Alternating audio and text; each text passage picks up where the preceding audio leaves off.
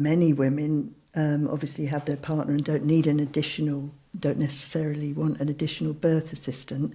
So something I always do, whether I'm attending the birth or not, is offer certain herbs or see what somebody wants for their labour. So I would have make up a birthing pack in advance of whatever the woman requires from the list that I go through, because I tend to see people through their it would be generally patients who I see through their whole pregnancy, and sometimes people who have I've treated for fertility and then have become pregnant, and then we go through their pregnancy.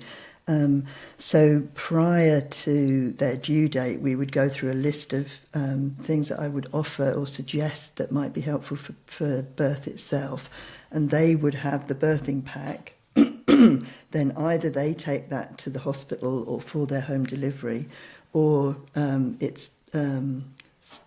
would always have it, and I would take probably the same thing plus some extras if I'm attending. So if I go through the birthing pack first, really, because that's something, whether a herbalist is attending the birth or not, that's really useful for women to have. Yeah. And it's great for them to empower women, really, for them to know things they can use themselves also. But obviously it's great for during labour to have support. So would be,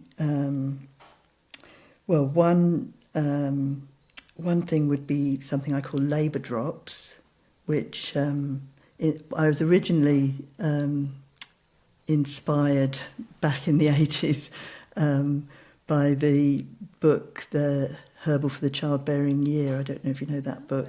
Anyway, with the labour drops that she recommended.